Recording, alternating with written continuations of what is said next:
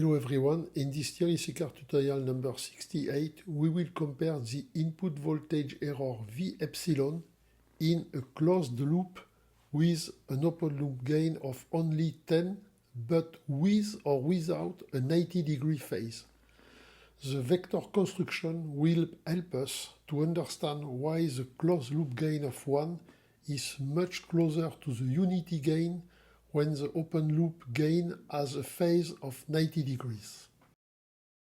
We begin the calculation with an open loop DC gain of 10, which means a phase of 0 degrees.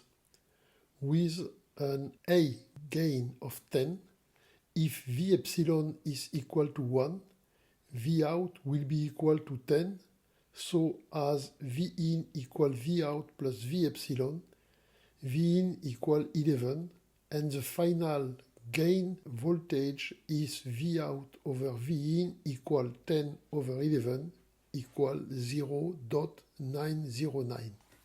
If we perform the same calculation with an open loop gain of 10 but a phase of 90 degrees, we start with a V in equal to 11 volt. But in this case, since V in equal V out plus V epsilon, and V epsilon have a phase of 90 degrees with a vector V out and a gain of 10, we can plot the vector V out plus V epsilon and we set V out equal 10x and V epsilon equal x.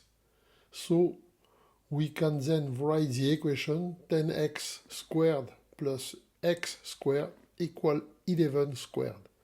The solution is x equal 1.09, then V epsilon equal 1.09, V out equal 10 times V epsilon, and V in equal 11.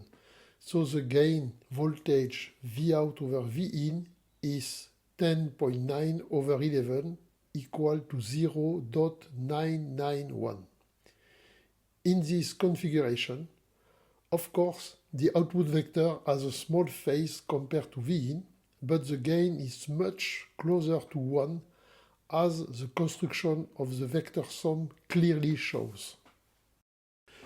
This simulation shows both results for a gain of 10 at the frequency 80 kHz.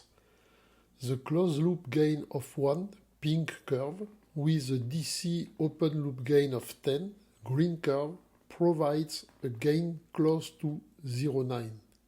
But the open loop gain of 10 at 80 kHz with a decay gain of minus 20 dB by decade, blue curve, provides a closed loop gain of nearly 0.991, so very close to the ideal unity gain. We can also note that both closed-loop gain have the same gain of 0.9 at 350 kHz, while the open-loop gain with a 90-degree phase, blue curve, provides a gain only slightly greater than 0.1, nearly 10 times lower than the DC gain, green curve.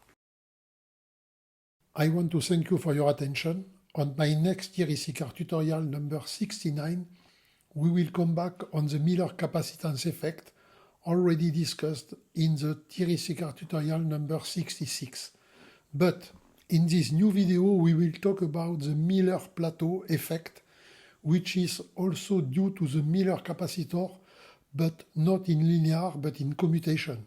So see you soon and stay tuned.